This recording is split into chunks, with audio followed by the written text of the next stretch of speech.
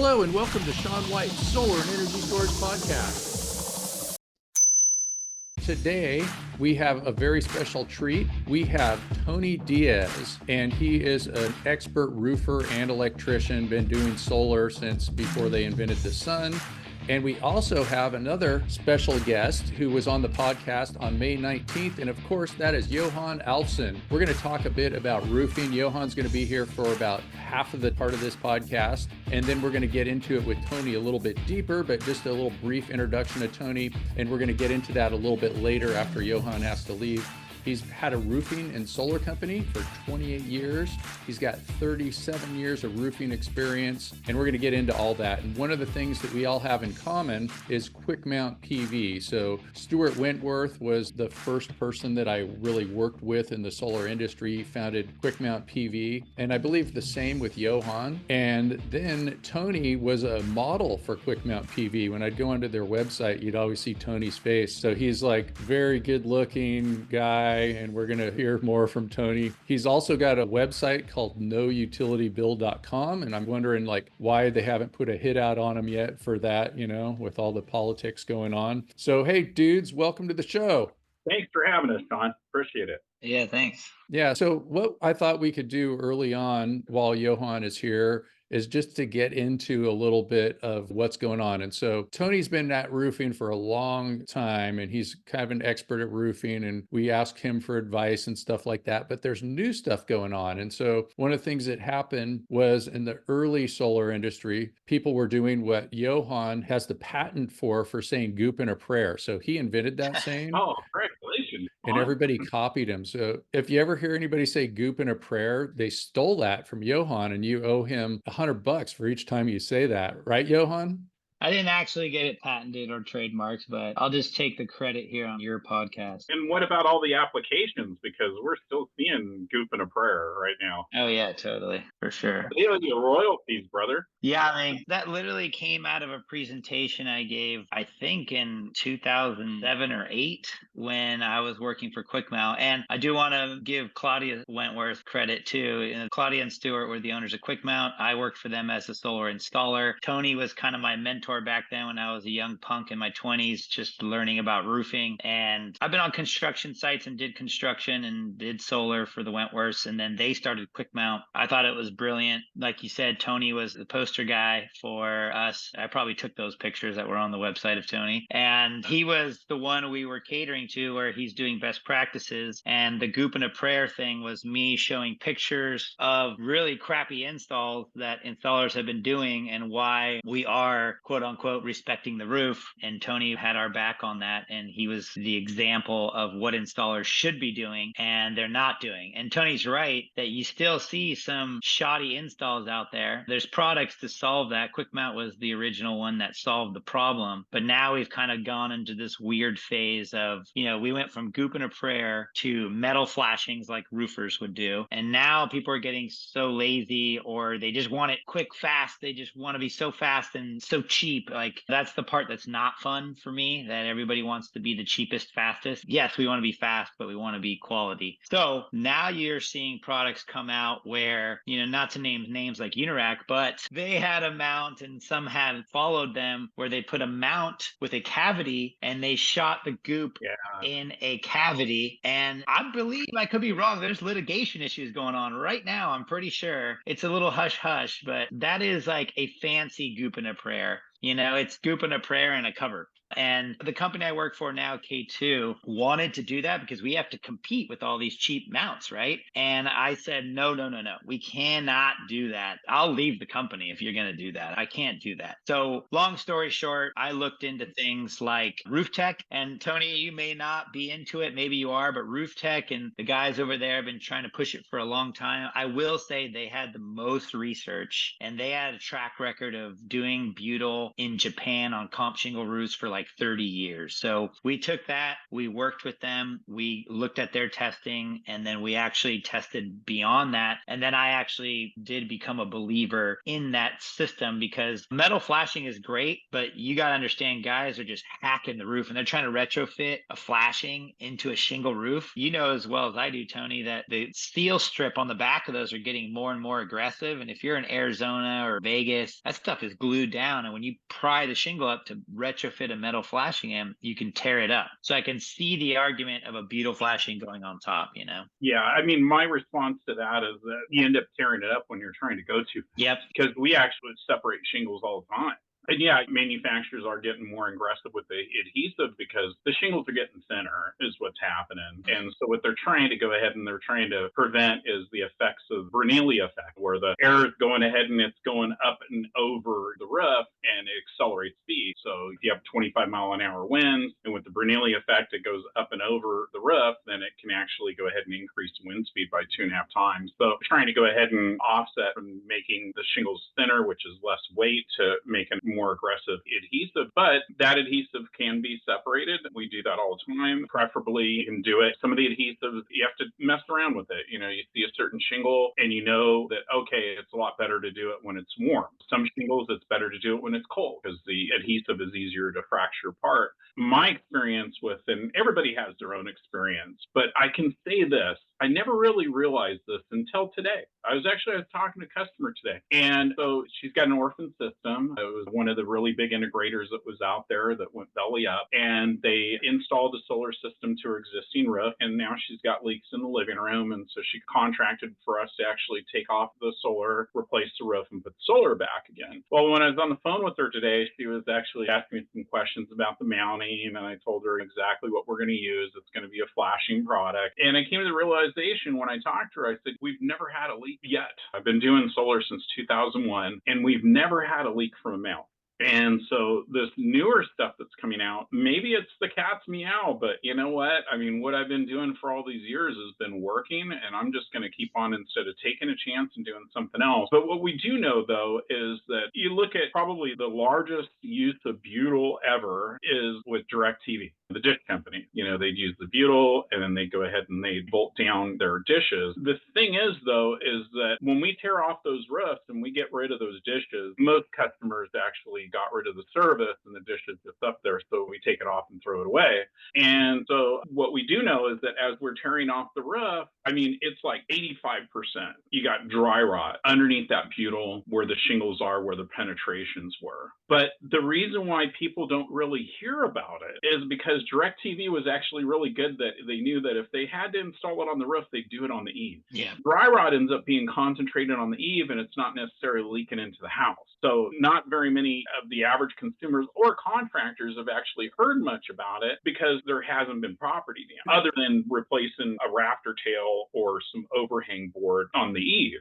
So us actually seeing that, and you have to actually kind of visualize that, hey, look, if I'm going to put something down with butyl. Is it all right? Can we explain what butyl is? Because a lot of people don't even understand. Well, it's a peel and stick material is what it is. It's sticking material. It actually sticks down to the roof. Yeah, and I'm wondering if there's like different grades of butyl, like some of it's lousy and some of it's great, or... Yeah, I mean, some of them I've seen that are color gray. Most of the times they're black, but it's a rubberized material that has an adhesive on it, and it's supposed to stick to the surface. But the idea is to go ahead and sandwich that down and put some bolts through it. But I've always sat there and looked at it and said, well, as the water is draining down the roof slope, actually sitting there constantly hitting that point of connection. And the only thing that's actually going ahead and saving your integrity as a contractor is that butyl, and that's it. And if something goes wrong with the chemistry of that butyl, maybe they're making the most aggressive one ever that was used for 30 years in Japan,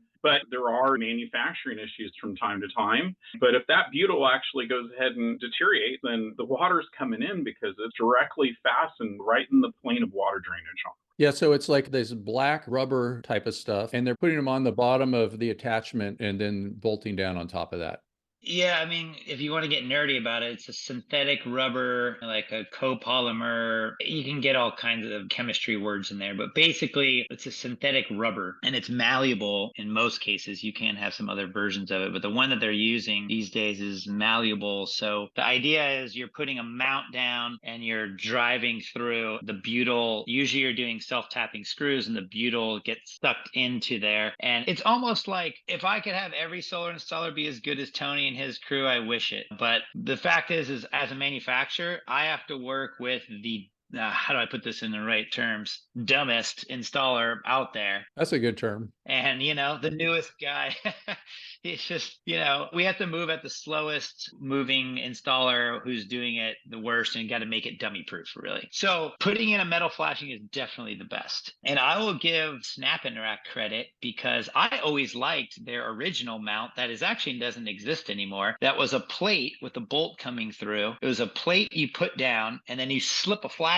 over it and it flashed over. To me, that was the best of both worlds. I would have put butyl on the bottom of that, stuck it down, attached it, then slipped a flashing over that, and that would have been the best. That doesn't exist anymore because it's too expensive for the industry. And that's the problem in the industry is we want to be cheap, cheap, cheap, fast, fast, fast. O&M is big. I mean, Tony, I wouldn't be surprised if your business turns mostly into re-roof detached stuff, Well, we've had so much of that business over the years, and it's been great for me because people look us up and we've got good reviews, but they look and they say, oh, roof and solar. So I just sold 2 of those jobs this week of solar and re-roofing and put it back again. But unfortunately, I mean, for those homeowners, one of them actually inherited the system, so he doesn't really feel the economic sting. The other one did buy the system, so it's a little bit different. But you look at the person that did actually buy the system, and if it did fail and the solar's got to come up and re-roof and put it back again, what is the economic impact of the diminished rate of return that the homeowner thought that they were going to get when they originally purchased the system, right?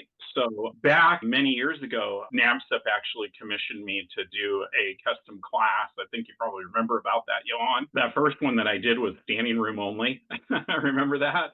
People were sitting, I remember on the windowsills at Sacramento State University was the first CE conference for NABCEP. And it was funny, I was working the NABCEP booth the year prior, and Ezra, actually, the former director of NABCEP, told me, he said, Tony, I'm really, really concerned about how solar systems are being mounted and that it's going to be a black eye for the industry. And I want you to go ahead and customize this proposal and this presentation to go ahead and deliver, to go ahead and warn people, contractors about the methods of installation. And I said, oh, yeah, Ezra, that sounds great. And I thought it was never going to actually end up coming to fruition, and I didn't really want it to because it meant a lot of work for me. But then a couple of weeks later, Ezra started calling me. He's like, Tony, you told me that you do this. I want you to do this. I really want you to do this. I'm like, oh, man, I got to do this. And so, I had to create a presentation from nothing and build it up to be able to deliver to the solar industry because with our name, Roof and Solar, we were actually the first ones out there, roof and solar. We were the first ones in existence to actually do that combination. And so people would call us in the early days, and every time there was a failure, I would actually dissect it piece by piece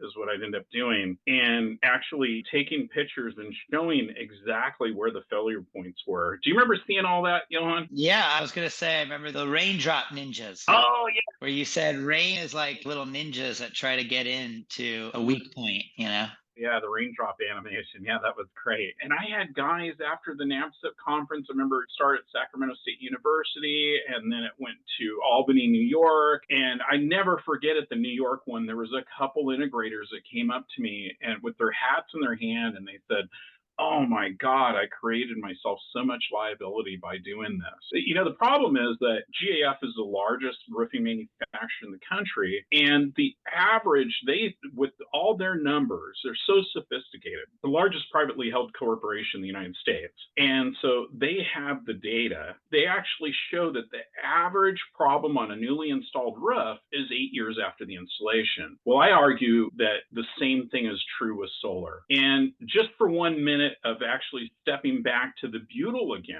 think about the butyl. Nobody thinks about the stresses that it's actually enduring on top of a roof because, I hold a license in thermography from the Infrared Training Institute. And if you've got a 70-degree ambient outside, I've clocked asphalt roofs at a 139, so 139 degrees. I mean, almost exactly double the temperature.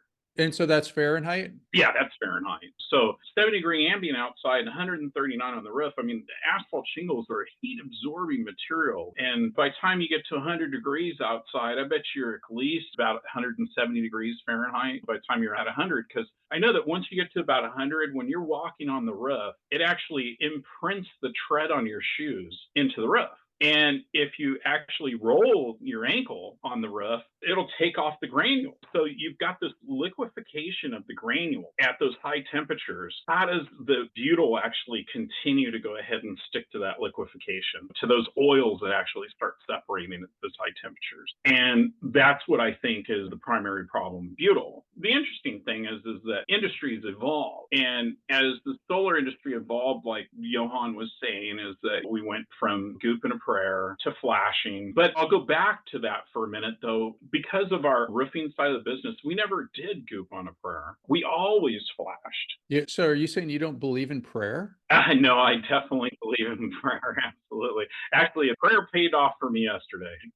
I'll go ahead and I'll tell the story what happened. But at any rate, it's just that because we have the roofing component, it's so easy. I mean, I would have so many people at NABCEP come and ask me, they'd say, okay, well, how do we know how to flash something? And I would tell them it's so easy. All you got to do is, as long as it looks legit. I mean, look at a pipe flashing, like a plumbing pipe vent on the roof. Look at that plumbing pipe vent, and that is your template of how to go ahead and mount into a roof. All you have to do is do it exactly like that, whether you're doing tile, metal, asphalt, or anything else. Yeah, one of the things that I've had trouble figuring out is what is the definition of flashing? It seems that there's not really a definition of flashing. It's a broad term. It really is. And there's a lot of confusion about it because you can have drip edge flashing, you can have fireplace flashing, you can have roof wall flashing. I mean, the one thing that is constant, though, is that the flashing, all these flashings that we're talking about, they're metal. You know, they're galvanized. That was the way that I learned it working over at a roofing company. When I met you, I was working at a different roofing company. Oh, yeah, I remember that. Yeah, I remember that. Doing the solar division with Stuart Wentworth and all that.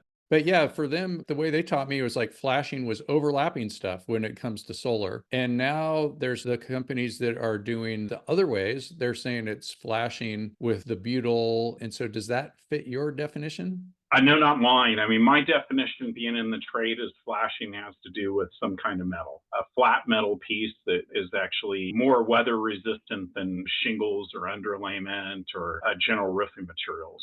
Where can I find that definition? Because I've been looking through all the residential code, all different places, and I can't find just like Called Jeff Speed. It's called Jeff Spees. Yeah, they put it into, I don't know which committee it is anymore. I stopped doing all those committees because it's just a lot of time and not a lot gets done. But there is some definitions, and Tony's right that you can't just say like, what is a flashing? You know, there's drip flashing, there's edge flashing, there's chimney flashing, there's all kinds of flashing. But essentially it is traditionally a metal cover. You're talking about penetration flashing. That's a specific flashing, right?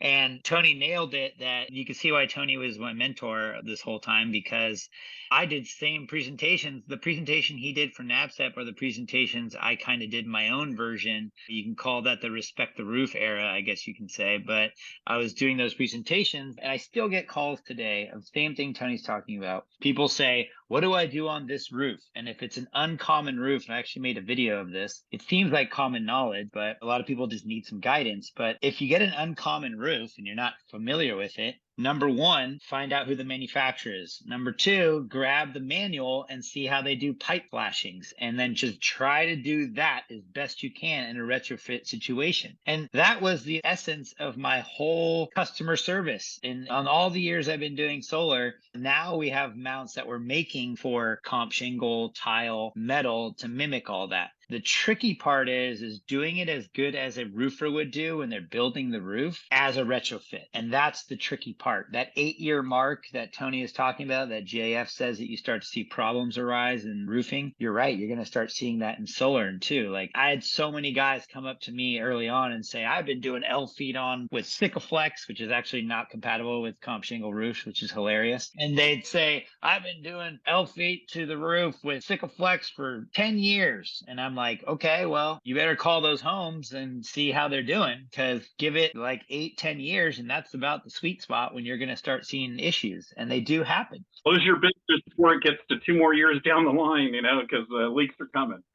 Exactly. So going back to this butyl topic, if I could have everybody install metal flashings, I would. I mean, that was my whole mission, my whole years in solar, from anywhere in my early 20s up until my mid 30s. I was with Quickmount for 12 years, and that was my whole goal, is to get everyone to do metal flashings. And I could say that I succeeded, to the point where everybody copied Quickmount, and then Quickmount got bought. And now you're seeing people try to do a new evolution, which is this butyl stuff. And so I questioned it at first, but going back to, we have to move to the slowest possible solar installer, or I guess the least skilled solar installer. Breaking open the shingle as a retrofit and putting in the flashing is causing more harm than good for a lot of these guys. So they're relying on butyl as a way to be so easy, it's stupid, right? They don't even need sealant. They just drill down to the rafter. Hopefully they hit the rafter and it seals itself. So will it last? Let's find out. Let's do this podcast again. And how long has butyl been going? I'd say 2-3 years, 3 years maybe. So we got 4 more years to wait.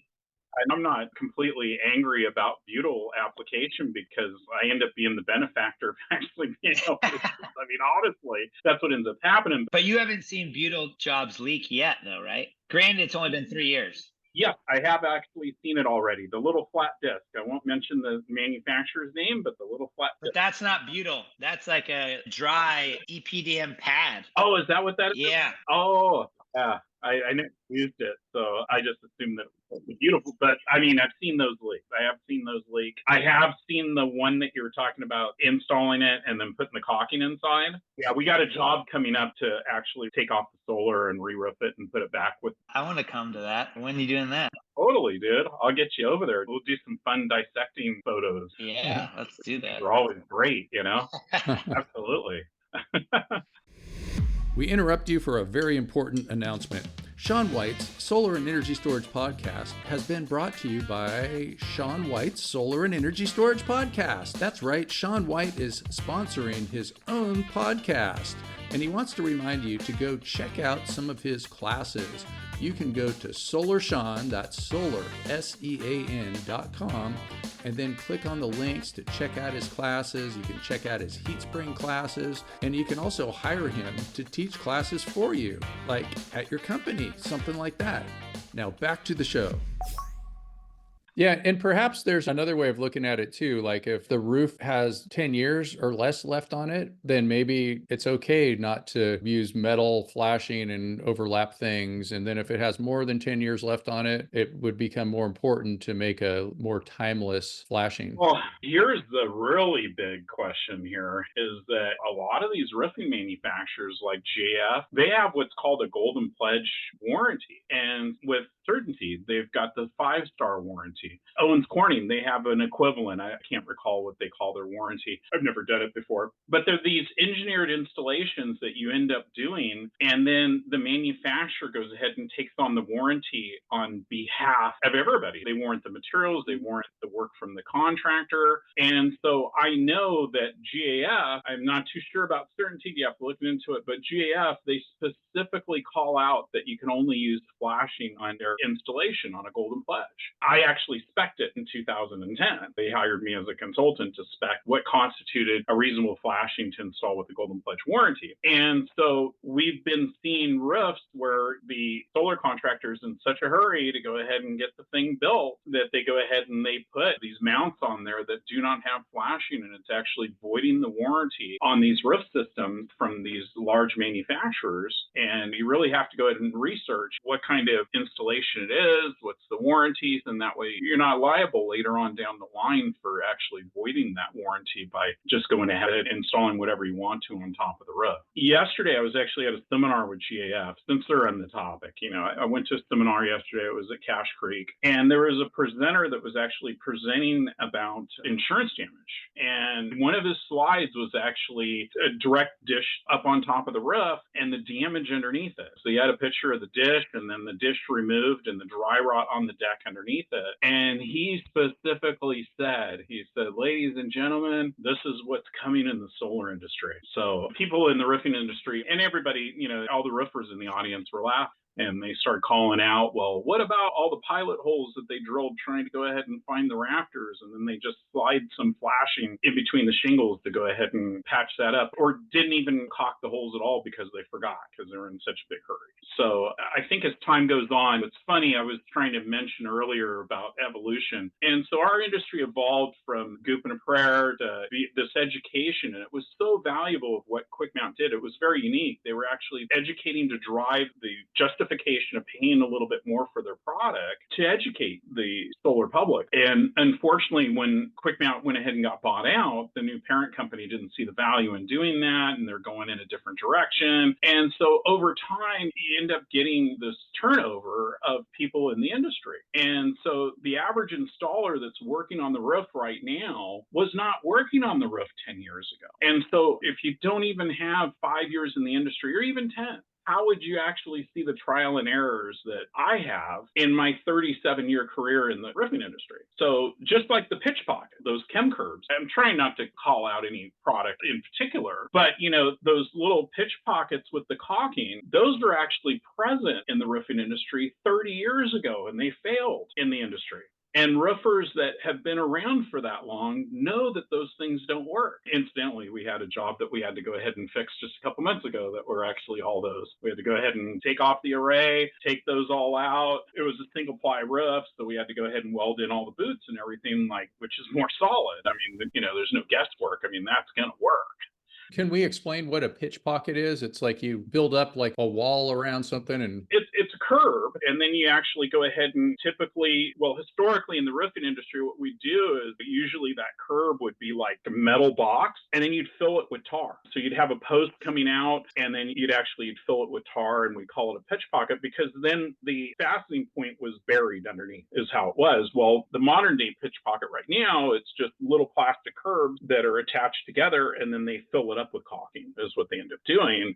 But to do anything correct, there's got to be some processes. So you're sort of like drowning the attachment point. You are, yeah. And essentially what you're hopefully doing is kind of trying to elevate the attachment point by burying it. But still, if you look at it, it's like, no, the attachment point is really not elevated. It's still at the plane of water drain because it's still the water's raining down, it's hitting the edge of that curb. And if for any reason that caulking is not compatible with the roof or fails chemically for any reason, I mean, the water's going to go directly in. That's where the water's at. It's right on the surface of the roof, and that's where the fastening point is. So roofers don't use pitch pockets anymore, or just some of them do? No, they use a lot of pitch pockets with tar is what they'll do. We'll also build those with single ply is what we'll do. But as far as actually constructing them with a plastic curb and caulking, I haven't seen any roofers do that. Roofers look at that and they laugh at that. And I've never seen a roofer use that type of product for installing equipment up on top of a roof.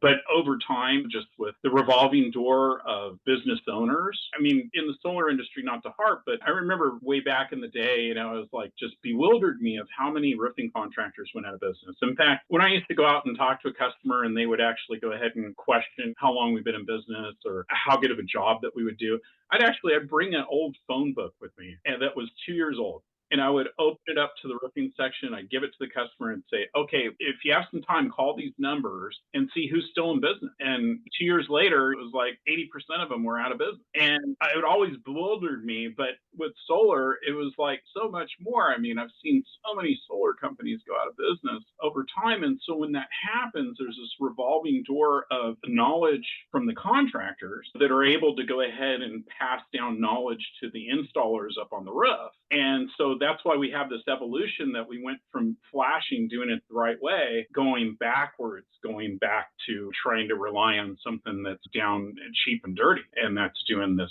Butyl method now. Yeah, there's so much to unpack here. It's going to be really hard for me to leave early if Tony's still on here because I'm going to want to keep rapping about this all day. So there might have to be a part 2. Don't worry, I'll call you when we got these jobs come up. I mean, I'm carefully documenting all of them. That's great. I'm documenting all of them because when it comes up and people question me, it's like, hey, look, here's the pictures. This is what's going on out there. It takes time for things to fail. And some people aren't in the business for the long haul. I know some installers, it's not their dream job they're going to go on to do something else. Right. And people don't really go ahead and visualize and think, 10, 15, 20 years out, like I do, of what's going to go ahead and happen with this job later on down the line. Is it going to perform? What's the weak point? Can we engineer out that weak point and be able to go ahead and furnish the customer with something that we know in just about 100% absolute that there's not going to be any failure? And that's always been our goal. So this unpacks a lot of stuff. So the GAF rep that showed that leaky satellite attachment and said this is the solar industry and it's coming, he's not wrong. And I'm in a tough place because I've got salespeople who want to sell, and I've got their customers who's really wanting to demand basically these crappy mounts. And we're trying to find an in-between of quality and good price. So the Butyl seems to be holding up well. Is it my first choice? No, I'd like a combo of things, but I do see the testing. I challenge our company to do the testing, and they have done accelerated heat tests. I'll send you some of the testing reports. And is it going to last the full 25 years? We'll see. The only time will tell. But I mean, what you were saying about Quickmount and people changing over hands, I saw the writing on the wall. And that's why I left. I realized that if you notice, the Respect the Roof tagline from Quickmount is gone. That doesn't exist anymore. And they don't even use it because they don't care. It's sad they didn't take the brand and the quality and use it. They just shoved it into being a product for Iron Ridge or something. So that's kind of sad in my opinion. And that's why I left, because I didn't see that the heart of why we started it was there anymore. And I moved over to K2 because they didn't have roof attachments, and I helped them develop flashings and mounts. And now we're in this funny place where it's like, okay, how low do we go? Those pitch pockets you talk about, you're going to start seeing manufacturers in solar trying to develop these roofing products that are like going to compete with Chemlink. Is it going to work? I don't know. It's like, how do we get every solar installer to do jobs the right way, the way you do, Tony? I mean, that's what I think I had some success getting everybody up to speed, right? When we did the Quickmount stuff. The only way you whisper on a prayer to do it is through education, but it would take a lot. It wouldn't just be respect on the roof. It would be the visualization of actually trying to do not only what is actually ethically right, but to try to go ahead and have people, installers, educate them, their own benefits, the company's benefits, as a culture, to not only go ahead and use the right products, but apply them the right way. Because back to the chem curbs, I know a lot of the chem curb failures that are out there is because the installers are just putting the chem curb and filling it up with caulking and then just caulking around the rim of the bottom of the plastic curb instead of cleaning the roofing materials. Then that way you can maximize the adhesion, and caulking the rim on the plastic curb before you squeeze it down onto the roofing material. I mean, a lot of these products are actually skipping steps. Absolutely. These products are actually very unforgiving if you go ahead and skip any steps. So it takes a tremendous amount of education on all fronts, from manufacturers, from Respect the Roof to levels of organizations. And I think that maybe the combination of the manufacturer steps forward again and tries to revive Respect the Roof. There was support from NABSTEP of continually having me go out and present the presentations on current failing products and showing those to the industry, because you can't believe what you hear, right? That's the old adage. But you certainly go ahead and believe what you see. And when you see the pictures of the failure on the screen in the presentation, it turns you into a true believer. But like I said, it's a constant message that has to take place because there's a revolving door in the industry. Yeah, this is interesting. I mean, if I'm being totally honest, once Quickmount left the space, my whole goal was to try to get everybody up to speed as, let's do what Tony's doing. Everybody should be working that high level, and we're not, and that sucks. And I was very passionate about driving that message. And to be totally honest, I lost my passion the past couple of years because everyone's just, it's like this race to the bottom, man. And you're kind of inspiring me again to like wake up that 20-year-old version of me, to slap me in the face and say, hey, we can get everybody up to speed again. Maybe, maybe we show the pictures, get back out on the road and do presentations. And not to say scare the shit out of people, but you kind of have to say like, this is coming. Good for you, Johan. There's a lot of opportunity for you right now in the industry. Yeah, but no one wants to pay for it. Yeah, but you know what? What contractors should consider is this. So I actually went to a solar trade show with Sean a couple months ago. Which one was it, Sean? That was RE Plus Northern California, and it was fun Okay. watching you lecture everybody at the booths. Yeah. What happened with RE Plus, check this out. So I'm not going to mention the manufacturer, but I had one of my distributors there. And the distributor's like, hey, use this new product that they just came out with. You know, they're like one of the top manufacturers out there, and they're making this solid new product. And, you know, it's a cat's meow, it's Butyl. You just go ahead and screw it down to the roof. And I'm sitting there and I told them, I said, well, you know, I've never really used those products before. And I said, well, what's the warranty? And he says, oh, well, you know, the warranty is such and such. I can't remember if he said it was like 10 years or whatever, you know? And so I said, yeah, but what's involved with that warranty? And I said, I bet you if we go over there to the booth, and I bet you if we go ahead and we talk to them, and I bet you if I go ahead and ask the hard questions over and over and over, it's going to go ahead and it's going to lead down to what are you going to do if the mount ends up failing? And the manufacturer's going to come back and they're going to tell me, they're going to say, okay, we're going to give you a replacement mount as a contractor. They're not going to pay for the property damage on the inside. They're not going to pay the labor to actually change out the mount. They're not going to pay any of the residual costs for anything other than give me a mount at their manufacturer cost. So if they're selling it retail and you're getting it from the distributor for 14 bucks a piece, I mean, you better darn skippy that they're only making it for $1. So they go ahead and they give you a price replacement mount. He told me, he said, oh, no, that's impossible, Tony. It wouldn't go that way. I said, let's go over to the booth, you know, and Sean was right there. Remember that, Sean? And I go over to the booth and I specifically asked the guy, and the guy says, he goes, oh, you know, nobody ever asked me that before. I'm not entirely sure. I'd have to go upstairs to go ahead and climb the ladder to figure out what the answer is to that. But I don't think that's what we would do. We would pay to replace the mount. I said, okay, no problem. And he said, you know what? He goes, I'm going to climb the ladder and I'll get back with you in about a half an hour to an hour. And so, yeah, you know, we were walking down one of the other aisles. It was a small show. And the guy found me and he told me, he said, hey, can I speak with you privately? And we want to go back to our booth. And so I went back to the booth with him and he confirmed to me, he said, you know, if the mount fails, all we're going to do is give you a replacement mount. It kind of reminds me of like when you buy a solar module and it's got a 10-year warranty for materials and 25 for performance. Yeah. And so some salespeople are out there like the whole solar system is warranted for 25 years. Yeah. And they're getting their customers to think it includes the mounts and everything. Oh, yeah. We're like with solar panels where they say 25-year performance warranty, but 5-year workmanship warranty. And so I've seen instances where the panel, you know, the frame is falling off of the panel. So how are you supposed to just keep it up on the roof? You know, you can't, but it doesn't actually trigger a warranty from them. And all the manufacturer does is that they respond back and they say, oh, okay, give us some IV curve traces. And it's like, no, it has nothing to do with the IV curve traces. It has to do with the structural integrity of the panel. Oh, that only had a 5-year warranty. It's out of warranty. Yeah. I mean, luckily, I've never used those types of off brands that have done that. I've always used just the most solid brand in the industry that's been great and just have not had any structural failures ever with those products. Yeah, I mean, once in a while we might have a couple production issues from time to time, but it's very, very seldom. But as a contractor, for me, it's like, hey, I want to ask those hard questions because my business model is that I want to be in business for another 20 years. I got both of my boys, 16 and 12, that are actually have their eyes set on actually taking over this business. And so I have to pass a baton to them that's shiny. I don't want to go ahead and pass a bad business to them. And so I sit there and I think about these things. Yeah, the one fact is about, and it's always bothered me too, just like Johan, is the race to the bottom in this industry. And, you know, my argument to contractors is most contractors think that they got to be the cheapest to be able to get the job. And when you're the cheapest, then yeah, you got to use the cheapest method. You got to save money.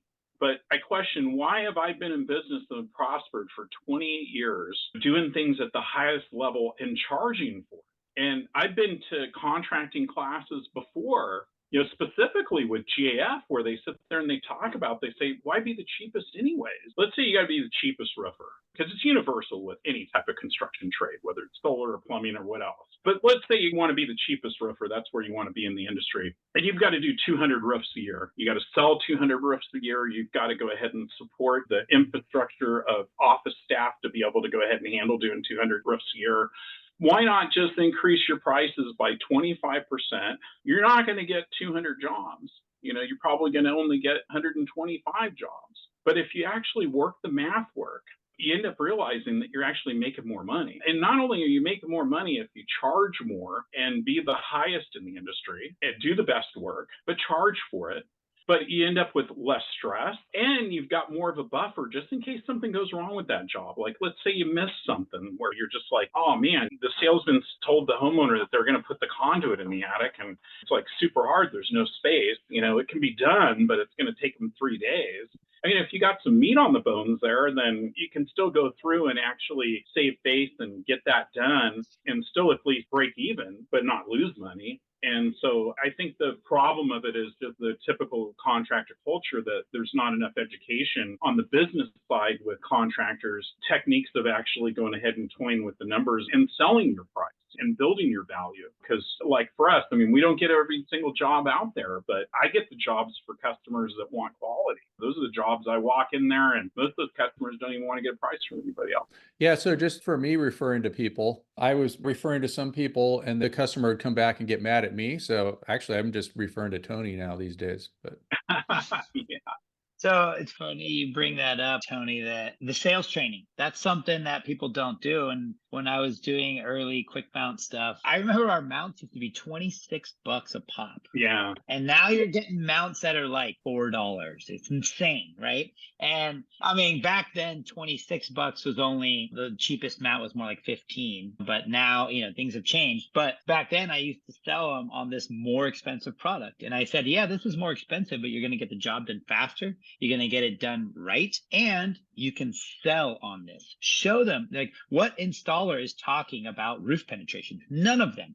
So you can talk about it. And here are some slides to show them. Here's what the other guy's doing. Here's what you're doing. And here's why. And show, they're going to be concerned about 45, 50, sometimes 70 or 100 holes in their roof. And they're going to want to know what you're doing about it. And people are scared. I've had some installers say, oh, no, we don't talk about roof penetrations. It's like, why not? Because you're scared, right? You're scared to talk about it. And then other contractors latched on to that and they said, wow, this is huge value to sell the quality. And I'll give companies like Revolution up in Hawaii. I did some work with their sales team and I trained them on how to sell the quality of the product. And they took it and ran with it. And they sold so many jobs.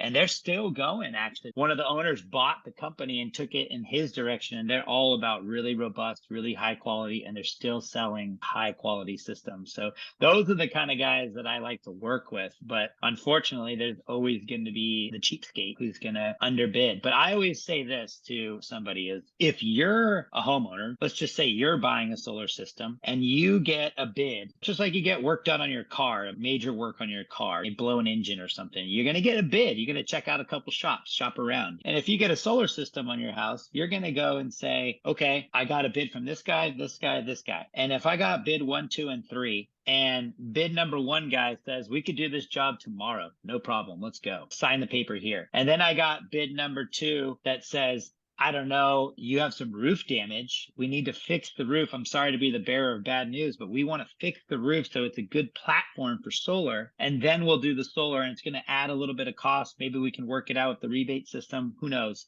But this is the cost and we need to do some repairs first. Then I'm going to go with that guy, even if he's more expensive. You're going to go for the guy that says, we'll do it tomorrow. And they don't even point out the roof leaks or the water damage or the dry rot near the chimney. And that's why I tell solar installers too, if you don't have a roofer on staff, then you better get familiar with a roofer because half your business is going to start to be re-roof situations or fixing the roof in that area before you do the job. So sales training is huge. Yeah, you're absolutely correct. Because, I mean, what I tell customers over and over is that foundation of the project for a solar system is the roof. If it's going on top of the roof, that's the foundation. If that ends up going ahead and crumbling, then so does your investment. So you're absolutely right about that. I bet you that owner of the Hawaii company, he loves you for what you did for them, of actually getting them down the path of doing things quality and providing them with quality products. And what I'd like to say with any of the public that actually views this podcast podcast is that if they're interested in actually doing some really, really quality work, they need to go to a hold of you, Johan, because I mean, that's what you want to do is you want to actually encourage quality work in the industry. Yeah, and I think it's hard for homeowners too, because most homeowners I find, they never bought a solar system before. They've only done a handful of construction projects on their home. They don't have a lot of experience. And so because they've never bought a solar system before, I think what most homeowners do is that they actually leap to what they do know, and that's an electronics purchase. So they actually go ahead and they remember how they bought a TV set. Hey, whether I go ahead and get it at Best Buy or Costco, it doesn't make any difference as long as it's an 85-inch Samsung. And they go ahead and they analogize that for the solar process. But unfortunately, what happens is that they forget that it's a construction operation with the human element. And the reality is, if you'll agree with me, Johan, which I think you will, is that if the homeowner had unlimited budget and they hired 100 contractors to do the exact same job, they would end up with 100 different results, Yeah, it's true. And you're right that you said this earlier. It's not just solar. Like I go into a building and like if you're a homeowner and you start looking at the electrical of a house and you're like, wow, there's some shoddy work going on here. Like we're not the only ones. So we're just young and we grew fast in the trades, right? Solar is kind of the cool kid around the block and love them or hate us, but we're trying to do our best. And solar is, I would say, sexier than regular construction. But, the buzz and the high is not over, but it's like now we need to get real with it. And we're starting to see solar become just a regular commodity, which is great in some aspect. But what are we going to do now? Like, are we going to be responsible as an industry, or are we just going to like keep following the leader and doing shit work? I don't think so. And I don't want to. And to be totally honest, I love riding motorcycles and I thought about leaving the industry and just working with motorcycle guys. But I think I would miss this too much. But the reason I say that is because I don't know. I'm a passionate person. I think you can tell. And I think you guys all are too. But like, I don't want to race to the bottom anymore. I don't want to come out with a crappy product that does just enough. I want to work on stuff that's good. Essentially, I love helping people. But, how do you make a living on that? And before Quickmount and the Wentworths believed in me to take a product that had a solution to a problem. But now the problem has become so complex. So, Sean, we're probably going to have to do like a chapter of these podcasts because we got to solve this and we should check back in with each other to see how we're doing, because Jeff Spees is another one who's been a soldier in the industry trying to get people to do things right, and you go to the electrical side, which my whole career has been in the roofing side, but go to the electrical side. I have some really good friends doing O&M right now. And you go to like, I don't know if you ever go on Facebook and you go to the solar installers page, there's some funny stuff up there, or crapsolar.facebook. I've never seen it. Yeah. Gotta check that. I'll check it out. I learned something new today. But I mean, yeah, we go out and we see this crazy stuff and we're just like, oh my God, with electrical. But yeah, I'll go ahead and so crap solar, you said? Yeah, it's global. So you see a lot of guys in Europe posting stuff. Oh, yeah. I mean, you get it in the US too. You get all kinds of systems. I have a photo album on my phone. It's the Solar Hall of Shame. And it's just crappy installs or things that people have found. For some reason, they love to send me pictures like, check out this one. And it's just like the worst installs ever. So I have a whole library. You got one you want to explain? You got to start a new book that's about batteries. Yeah, right. See, that's the other thing is that's what I mentioned is the electrical side. There's probably all kinds of stuff, and I'm not going to try to act like I'm not an electrician. There's probably a whole nother chapter of issues on the electrical side that I don't even know about. So what kind of major battery manufacturers out there? So they actually, oh man, they loved our work, I remember we did the first 2 jobs of that product and they went ahead and flew their inspector all the way from East Coast out to go ahead and take a look at it. And he's got his punch list and he's all ready to go ahead and tag us because he's sitting there looking, oh, Century Roof and Solar, these guys can't really know much about electrical, didn't know that we're electricians and hardcore ones. And he goes through and he couldn't find a single problem. He just got back on his plane and went back to the East Coast scratching his head. So we ended up having notoriety there at the manufacturer being the best. And they would send us to special interest jobs to go ahead and take care of those. Because we always felt that, whether it's an array on the roof or whether it's batteries on the side of the house or in the garage, it's got to look beautiful, because you want to try and make it look as least industrial as possible to encourage other people to actually go ahead and buy it. But what is so darn funny is that the manufacturer, they started actually naming different battery jobs from different contractors according to the level of quality. And they never told me all the names and everything, but they told me, they were like, oh yeah, we've got names for all these different crappy jobs out there with these batteries now. And we wish that all of them were actually being installed like Century Roof and Solar, which was very complimentary, but it's just funny internally inside the manufacturer, they're sitting there going ahead and cracking on these contractors, crappy electrical work. Yeah, yeah.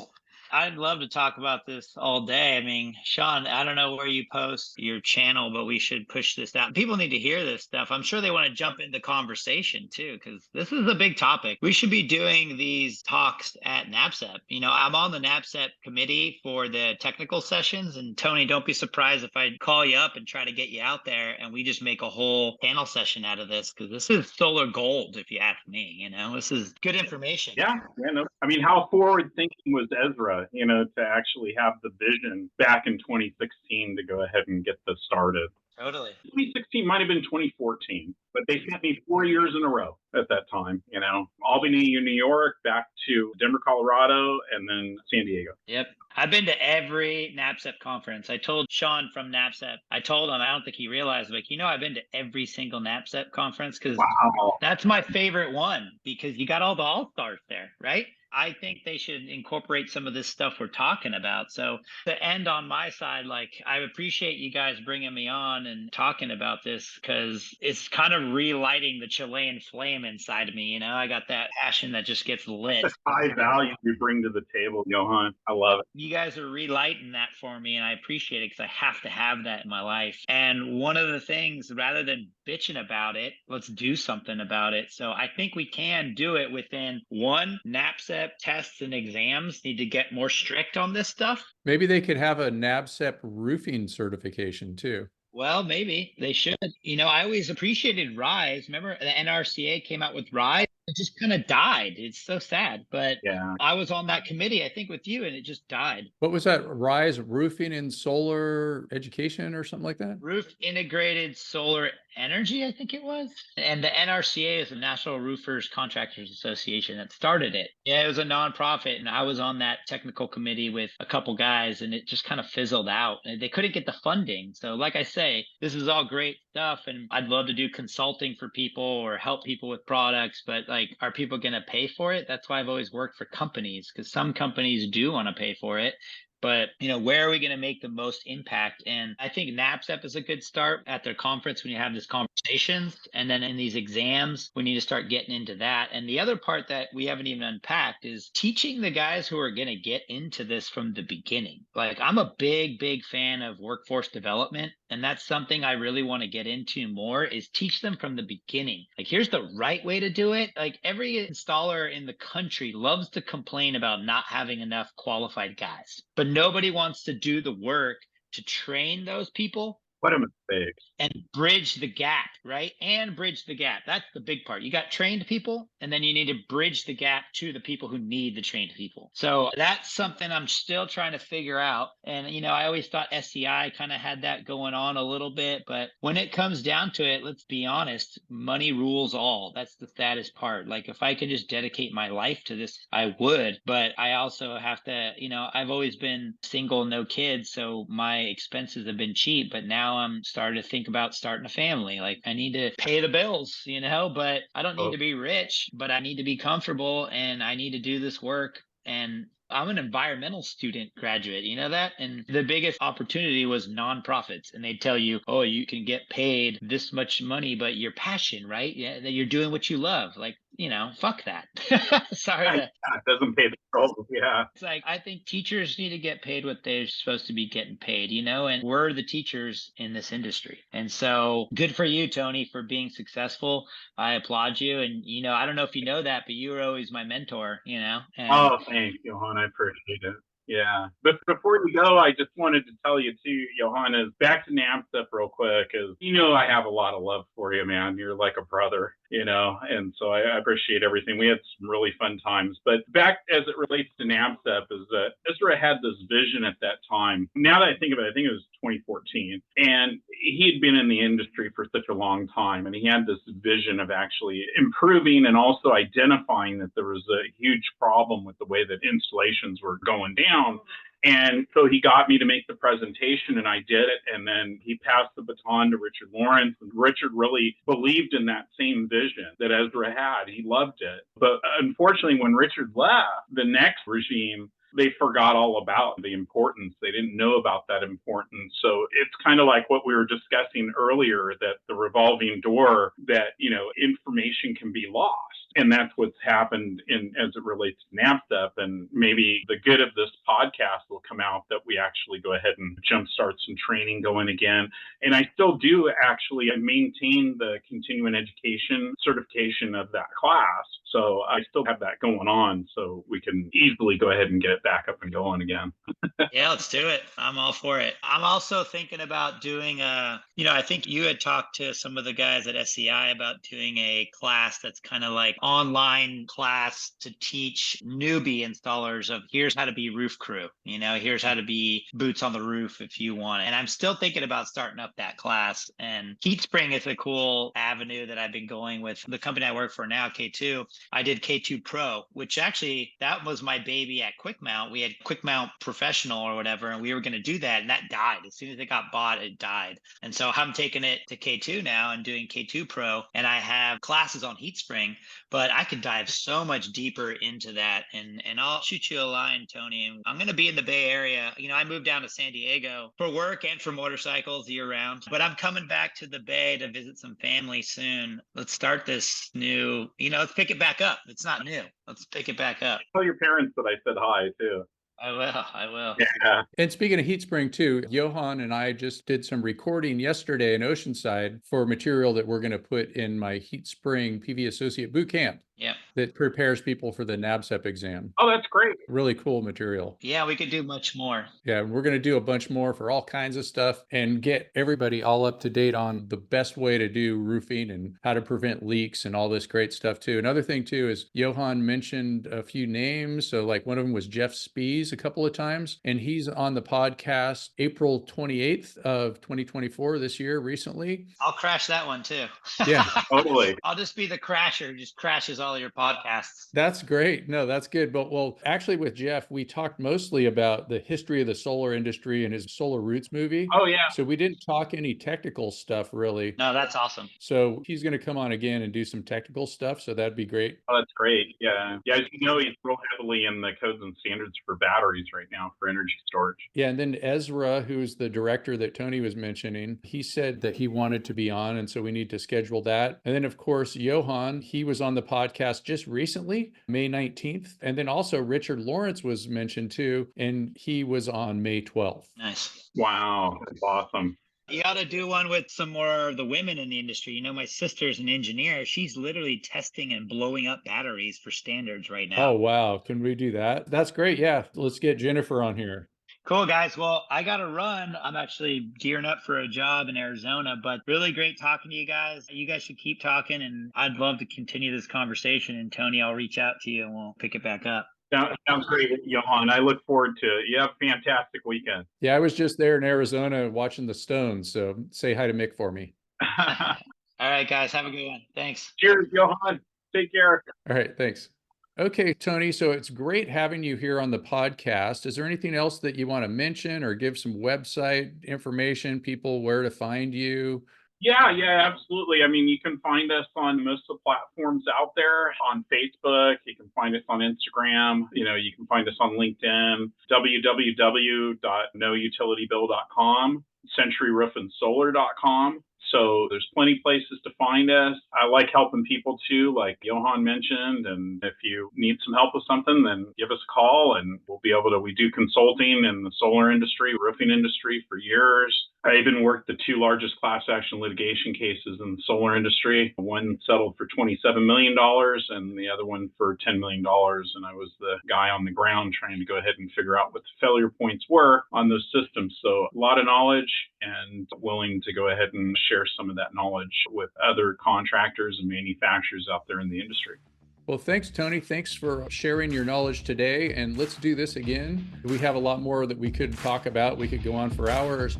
And thanks for listening to Sean White's Solar and Energy Storage Podcast. If you want to get yourself NABCEP certified or get the NABCEP associate credential, check it out. Go to solarsean.com. Wow. Woo!